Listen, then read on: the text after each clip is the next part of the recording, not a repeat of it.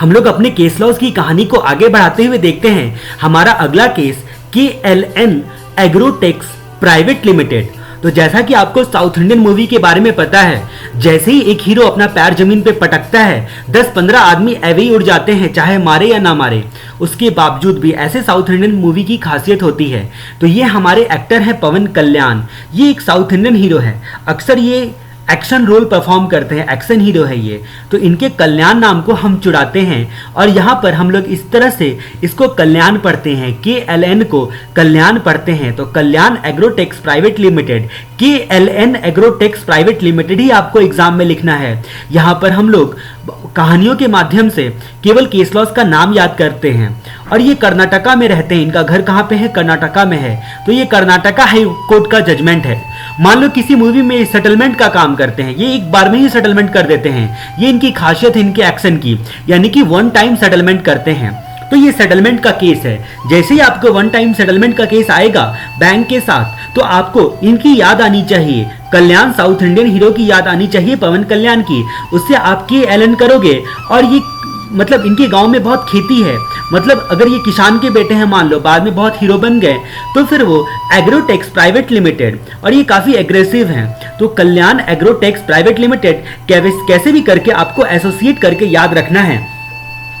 यहाँ पर ये कर्नाटका हाईकोर्ट का जजमेंट है, ये भी याद रखना है। अब यहाँ पर सवाल क्या उठता है? सवाल ये उठता है कि अगर आप बिना बाइफर्केशन किए हुए बैंक के साथ वन टाइम सेटलमेंट करते हो, तो क्या इंटरेस्ट के अमाउंट पर डिडक्शन मिलेगा या फिर क्लेम नहीं कर सकते हो डिडक्शन? इसको हम लोग एक एग्जाम्पल के माध्यम से समझते हैं, जहां पर हम लोग जो फिगर लेंगे वो एग्जैक्टली केस का फिगर नहीं था, बस हम लोग समझने के लिए लेते हैं। सपोज दैट कि अगर 200 लाख का प्रिंसिपल अमाउंट है आउटस्टैंडिंग बैंक के पास, और 50 लाख का यहाँ पर क्या हो गया इंटरेस्ट का अमाउंट है, मतलब टोटल 250 लाख बैंक को चुकाना है। ठीक है, तो 250 लाख का आउटस्टैंडिंग अमाउंट है।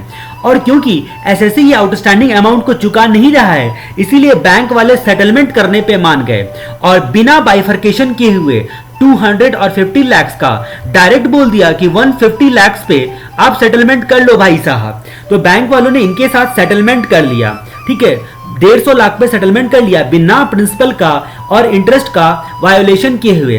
अब जाहिर सी बात है कि जो भी आपका ट्रेडिंग लायबिलिटीज का रिमिशन होता है या सीज किया जाता है, तो उसको क्या बोलेंगे? तो उसको हम लोग इनकम मान के, जिस प्रीवियस ईयर में ऐसा रिमिशन हुआ है या वेवर हुआ है, उस प्रीवियस ईयर में हम लोग टैक्स चार्ज करते हैं। इन्होंने सेम यही काम किया। इन्होंने 41 सब सेक्शन 1 में अपना जो डिफरेंस आ गया, तो डिफरेंस को शो करते हुए यहां पर बोल दिया कि इतना हमारा डीम्ड इनकम है। चलो ये तो ठीक किया इन्होंने, लेकिन अब सवाल ये उठा, ये सवाल तब उठा जब इन्होंने यहां पर डिफरेंस को डीम्ड इनकम तो मान लिया, उसके साथ साथ ये क्या करते हैं 50 लाख जो यहां पर इंटरेस्ट का पोर्शन है, जिसको बैंक वालों ने बाइफर्केट नहीं किया था चार्ज करते वक्त में, इस 50 लाख का इंटरेस्ट का पोर्शन को इस पर एक्सपेंडिचर क्लेम करते हैं। जैसे एक्सपेंडिचर क्लेम करते हैं तो इस पर असेसिंग ऑफिसर को बहुत ज्यादा गुस्सा आ गया और असेसिंग ऑफिसर ने इनका क्लेम रिजेक्ट कर दिया। बस लड़ाई हो गई असेसिंग ऑफिसर और इनके बीच में, ढिशुम ढिशुम, और सीधे कर्नाटका हाईकोर्ट मामला पहुंच गया। एक बार हम लोग क्वेश्चन को पढ़ते हैं, फिर से हम लोग सारी कहानी को डिटेल में देखेंगे। यहां पर हम लोग देखते हैं where the lump sum amount paid on one-time settlement without bifurcation of interest and principal has been offered to tax under section 41(1). ठीक है, तो ये ऑफर किया गया था टैक्स के लिए इस सेक्शन के तहत। Can the assessee claim benefit of deduction of interest, यानी कि interest paid plus interest waived, दोनों का ये यहां पर डिडक्शन क्लेम करना चाहते हैं। इतना मान के चलो कि ये 50 लाख में तो दोनों का या तो प्रपोर्शनेट ले सकते हो आप। ठीक है, तो under section 43B, under section 43B यहां पर क्या इंटरेस्ट का क्लेम किया जा सकता है? सवाल ये उठता है। तो हम लोग फिर से एक बार केस को देखते हैं। एसएससी कंपनी क्या करता था? उसने वर्किंग कैपिटल लोन लेके रखा था। किससे लेके रखा था? तो सेंट्रल बैंक से लेकर रखा था। एसएससी कंपनी ने सेंट्रल बैंक से वर्किंग कैपिटल लोन लेके रखा था, जिसका इंस्टॉलमेंट नहीं चुका पा रही थी एसएससी कंपनी। ठीक है, बैंक को चुका नहीं पा रही थी, तो उनके लोन को बैंक वालों ने एनपीए में डिक्लेयर कर दिया था, एनपीए डिक्लेयर करके रखा हुआ था। ठीक है, यहां तक तो बैंक वालों की कहानी हो गई। एसएससी और बैंक की एक बार मुलाकात होती है और उन लोगों ने सेटलमेंट करने का सोचा, वन टाइम सेटलमेंट करने का सोचा। तो बैंक एग्री हो गया और बिना प्रिंसिपल और इंटरेस्ट के अमाउंट को बाइफरकेट करते हुए लगभग आधा पैसा माफ कर दिया और सेटलमेंट कर लिया। ठीक है, अब जब सेटलमेंट कर लिया तो जो भी टोटल आउटस्टैंडिंग अमाउंट था और उस सेटलमेंट के लिए जो भी अमाउंट था उसके डिफरेंस को इनकम बोलकर यहां पर डिक्लेयर कर दिया कि हाँ चलो हमें इतना फायदा हो रहा है, तो हम लोग सेक्शन 41 सब सेक्शन 1 में इसको डीम्ड इनकम माना जाएगा। ठीक है, तो ऐसी सिचुएशन में तो हमारे एग्जांपल में हम लोगों ने क्या देखा कि मान लो कि 200 लाख का प्रिंसिपल अमाउंट था और 50 लाख का इंटरेस्ट का अमाउंट था, टोटल 250 लाख आउटस्टैंडिंग था, तो 150 लाख पर मामला सेटल हो गया। ठीक है, तो जो भी 100 लाख का डिफरेंस आता है उसको डीम्ड इनकम मान लिया गया सेक्शन 41 के सब सेक्शन 1 में। यहां तक तो सारा कुछ ठीक किया था एसएससी कंपनी ने। उसके बाद क्या हुआ, मतलब असेसिंग ऑफिसर को आखिर फिर गुस्सा क्यों आया? सब कुछ ठीक चल रहा था तो असेसिंग ऑफिसर को गुस्सा इसीलिए आया क्योंकि जब स्क्रूटनी कर रहा था असेसिंग ऑफिसर तो उसने देखा कि पूरा का पूरा 50 लाख का इंटरेस्ट इन्होंने 43B में क्लेम कर लिया है बतौर डिडक्शन। ठीक है, तो अकॉर्डिंगली वो डिडक्शन को जो 50 लाख का जो इंटरेस्ट का डिडक्शन लिया था उसको रिजेक्ट कर दिया। जब रिजेक्ट कर दिया तो मामला ट्राइब्यूनल के पास पहुंचा। जब ट्राइब्यूनल के पास मामला पहुंचा तो फिर क्या हुआ, ट्रिब्यूनल ने बहुत अच्छा फैसला लिया। ठीक है, लेकिन फिर भी वो लोग रेडी नहीं थे, कोई एग्री नहीं हो रहा है, तो उस सिचुएशन में मामला पहुंच गया आपके कर्नाटका हाईकोर्ट के पास। कर्नाटका हाईकोर्ट ने ट्राइब्यूनल के जजमेंट को सहमति देते हुए कहा, कर्नाटका हाईकोर्ट ने कहा कि इंटरेस्ट के पोर्शन पर फायदा नहीं दिया जा सकता है। मतलब या तो आप इंटरेस्ट के पोर्शन का आप डिडक्शन क्लेम करो या फिर जो भी सम ऑफर कर रहे हो, मतलब जो भी सम ऑफर कर रहे हो उसके साथ साथ इंटरेस्ट के पोर्शन पर भी आपको टैक्स देना पड़ेगा। या तो टैक्स दे दो और उसके बाद डिडक्शन क्लेम करो या फिर अवे डिडक्शन क्लेम नहीं कर सकते हो। तो ऐसा जजमेंट दिया यहां पर। तो आपको याद रखना है कल्याण एग्रोटेक प्राइवेट लिमिटेड। प्लीज इस केस को एक बार आप पढ़ लो।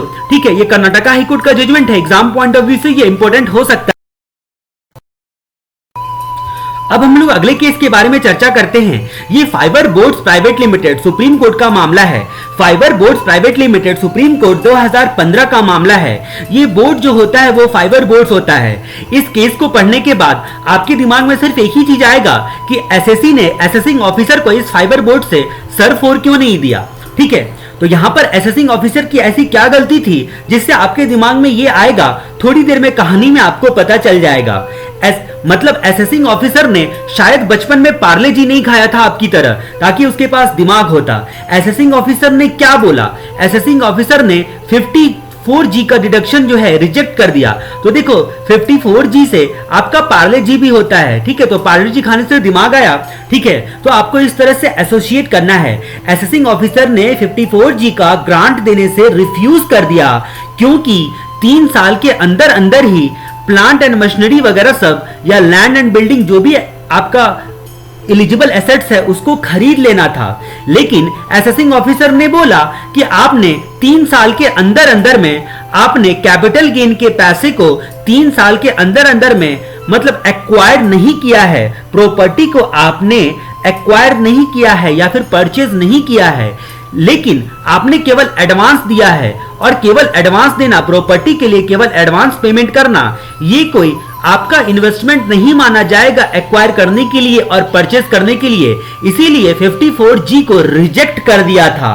बस ये मामला देखो, छोटी सी बात थी और ये पहुंच गया सुप्रीम कोर्ट तक। सुप्रीम कोर्ट ने असेसिंग ऑफिसर को जोर की फटकार लगाई और बोला कि असेसिंग ऑफिसर साहब, अगर आपने बचपन में पार्ले जी खा लिया होता तो आपके पास इतना दिमाग तो होता कि जो भी एडवांस दिया गया है, ठीक है, जो भी एडवांस दिया गया है वो एडवांस देना ही इन्वेस्टमेंट कहलाएगा।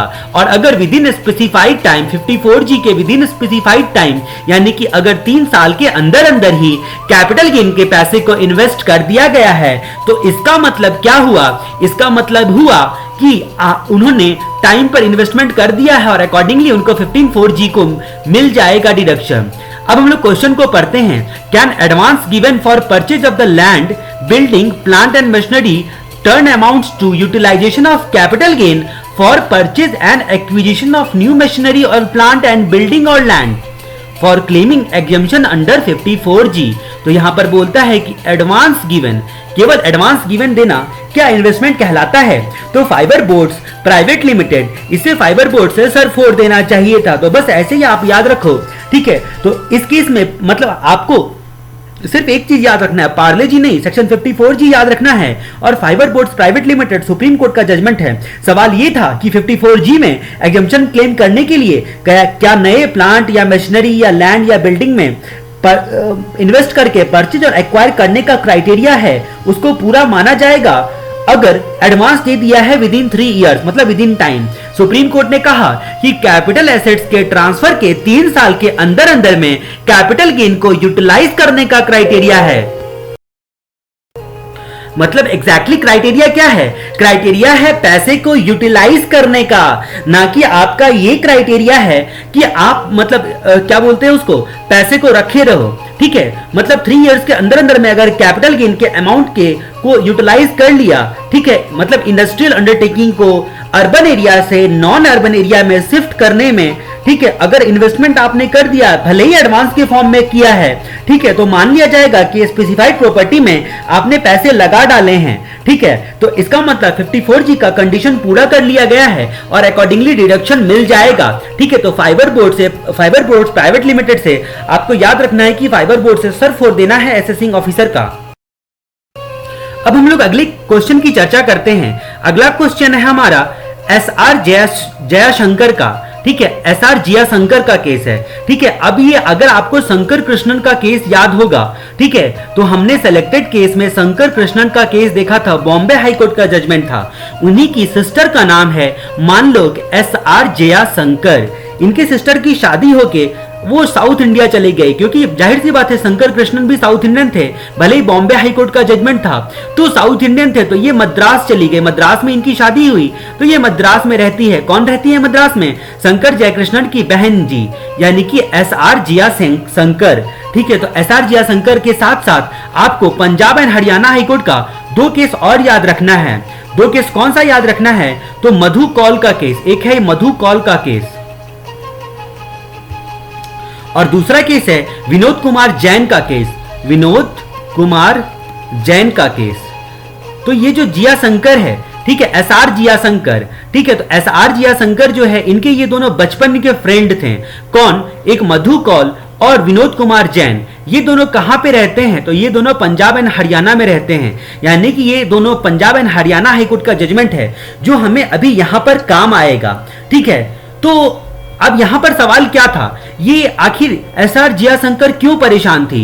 इसीलिए नहीं परेशान थी क्योंकि मद्रास में बहुत गर्मी पड़ रही है, वो इसीलिए परेशान थी क्योंकि मतलब आपका जो प्रॉपर्टी को उसने ट्रांसफर किया था, उसका डेट ऑफ एक्विजिशन, मतलब आपका जो होल्डिंग पीरियड कैलकुलेट करना है वो कहां से ले, डेट ऑफ अलॉटमेंट से ले या फिर जिस दिन डेट ऑफ रजिस्ट्रेशन है उस दिन से ले।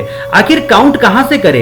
बेचारी यहां से काउंट कर रही थी तो लॉन्ग टर्म कैपिटल गेन आ रहा था, और यहां से काउंट कर रही थी तो शॉर्ट टर्म कैपिटल गेन आ रहा था। तो इसने क्या किया, अपने फ्रेंड को कॉल लगा दिया, अपने फ्रेंड को कॉल लगा दिया। किसको कॉल लगाया? तो मधु, मतलब मिसेस मधु कौल को फोन लगाया और विनोद कुमार जैन को फोन लगाया। इन दोनों को उन्होंने पंजाब एंड हरियाणा में कॉल लगाया। तो उनके दोस्तों ने बोला कि अरे तुम चिंता क्यों कर रही हो, डेट ऑफ अलॉटमेंट का ही आप डेट ले लो और आपको फायदा मिल रहा है तो इसी चीज का फायदा उठा लो। तो ठीक है, तो बस बात इतना ही हुआ। तो उन्होंने ऐसा ही किया। अब जब उन्होंने ऐसा ही किया तो असेसिंग ऑफिसर कहां चुप बैठने वाला था? उसने बोला नहीं, यहां पर तो डेट ऑफ रजिस्ट्रेशन लेना है आपको, और इसके हिसाब से आपको शॉर्ट टर्म कैपिटल गेन होता है जिस पर आपको टैक्स देना पड़ेगा। तो उन्होंने बोला नहीं, मेरे दोस्तों ने कहा है, और उन लोगों ने सीए की पढ़ाई की हुई है, उनको पता है ये सारी चीजें। मधु को और विनोद को पता है, पंजाब एंड हरियाणा में रहते हैं, तो क्या हुआ, उनको पता है सारी चीजें। तो यही मामला चला गया, लड़ाई होते होते मद्रास हाईकोर्ट तक। कहां तक गया? मद्रास हाईकोर्ट तक मामला चला गया। अब हम लोग एक बार क्वेश्चन को पढ़ते हैं, उसके बाद हम लोग सारे केसेस को एसोसिएट करके पढ़ेंगे। यहां पर हम लोग देखते हैं, whether for the purpose of computing the period of holding of the property the date of allotment letter issued by builder of the flat और date of registration of the property has to be considered for determining the nature of the capital gain. ठीक है, तो आप nature of the capital assets कैसे determine करोगे? तो ये सवाल उठा है। ठीक है।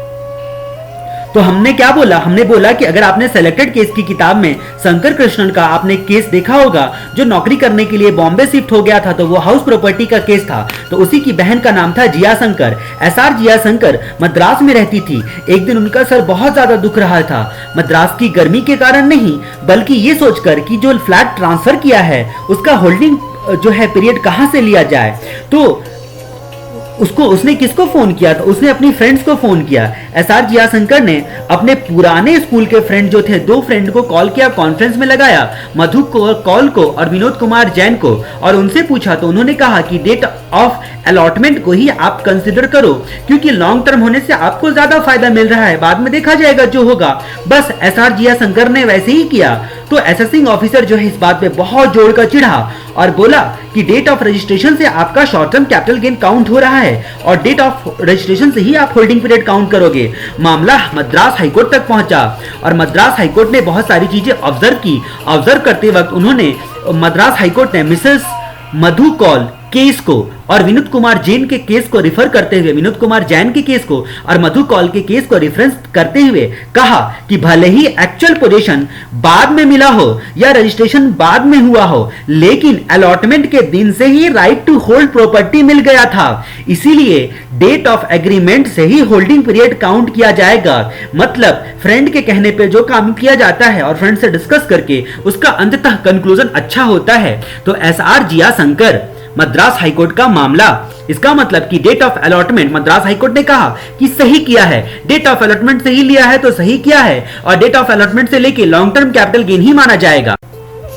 अब ये केस आता है गोविंद भाई जेठालाल नाथवानी चैरिटेबल ट्रस्ट का। श्री गोविंद भाई, तो ये गोविंद कपूर एक्टर है, हिंदी फिल्मों में काफी इनको आपने देखा होगा। यहां पर क्या हुआ कि एक बार सवाल पहले पढ़ लेते हैं। Can the commissioner reject an application for grant of approval under 80G on ground that trust has failed to apply 85% of its income for charitable purpose.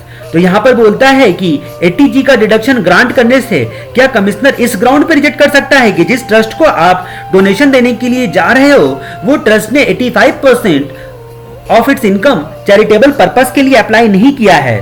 तो फिर यहां पर यह मामला चला गया था गुजरात हाईकोर्ट तक। तो ये 80G का मामला है, जी फॉर गुजरात और जी फॉर 80G, और जी से गोविंद भाई जी भी आ गए। तो आपको याद रखना है, तो श्री गोविंद भाई जी जेठालाल नाथवानी चैरिटेबल ट्रस्ट। तो जनरली महाराष्ट्र गुजरात सब में आपको पता ही है कि होता ही है कि मम्मी और पापा का सबका नाम साथ में लगाया जाता है। महाराष्ट्र में तो पिता का नाम भी लगाया जाता है और गुजरात साइड में ज्यादातर माता का भी नाम लगाया जाता है। तो गोविंद भाई के पिताश्री का नाम था जेठालाल और मम्मी जी का नाम था वानी। ठीक है, तो नाथा वानी मान लो उनकी मम्मी जी का नाम था, मतलब मम्मी का नाम था। ठीक है, मम्मी जी का मतलब बहुत लोग सासू मां मानते हैं। ठीक है, तो यहां पर बोलते हैं कि श्री गोविंद भाई जेठालाल नाथावानी चैरिटेबल ट्रस्ट का ये केस है। यहां पर क्या हुआ, ये गोविंद भाई कहां पे रहते थे? ये गोविंद भाई गुजरात में रहते थे। जाहिर सी बात है कि गुजराती नाम है। ठीक है, उनके पापा का नाम जेठालाल था और मम्मी का नाम वानी था। ठीक है, तो इसी से आपको नाथवानी वो चैरिटेबल ट्रस्ट चलाते थे, बड़े समाज सेवक टाइप के आदमी थे। ठीक है, तो यहाँ पर सबका मिलाकर आपने देखा कि इनका नाम क्या था, श्री गोविंद भाई जेठालाल। अब समाज सेवक होंगे तो इज्जत तो देना ही पड़ेगा, तो श्री लगाना ना भूलें। ठीक है, तो श्री गोविंद भाई जेठालाल नाथवानी चैरिटेबल ट्रस्ट। गोविंदा का एक केस और आगे आने वाला है। ठीक है, तो गोविंदा राजू का। ठीक है, तो गोविंदा का केस हम लोग वहां पर रेफरेंस लेते हुए देखेंगे। तो हम लोग यहां पर देखते हैं कि जो इन्होंने ट्रस्ट बनाया था, ठीक है, तो मतलब जब वो ट्रस्ट जो होता है उसको डोनेशन देने के बाद 80G में डिडक्शन लेने को कोई अप्रूवल लेने के लिए गया, तो कमिश्नर ने अप्रूवल को रिजेक्ट कर दिया, 80G का डिडक्शन रिजेक्ट कर दिया इस ग्राउंड पर कि 11-12 में 85% इनकम चैरिटेबल पर्पस के लिए अप्लाई नहीं किया गया है। ठीक है, और डिडक्शन लेने के लिए कब गया था? अगस्त 2011 में। मतलब डिडक्शन लेने के लिए जब 18 अगस्त 2011 को डिडक्शन लेने के लिए गया था। ठीक है, तो उसके लिए फॉर्म नंबर 10G फाइल किया गया था। तो यहां पर बोलता है कि जो 80G का डिडक्शन लेने के लिए गया था, तो ऐसी सिचुएशन में क्या हुआ कि डिडक्शन को इस ग्राउंड पे रिजेक्ट कर किया गया था कि 11-12 में इन्होंने अपने 85% इनकम को चैरिटेबल पर्पस के लिए अप्लाई नहीं किया था और ना स्पेसिफाइड प्लेस पे जमा किया गया था मतलब इनकम टैक्स एक्ट के अनुसार, ठीक है। तो यहां पर बोलता है कि मतलब असेसमेंट और डिडक्शन दोनों अलग अलग कंसेप्ट है। ये बेचारे को समझ में नहीं आया था कि असेसमेंट करना, जब आप असेसमेंट करने के लिए जाओगे तब देखना है आपको कि 85% अप्लाई किया है कि नहीं किया है।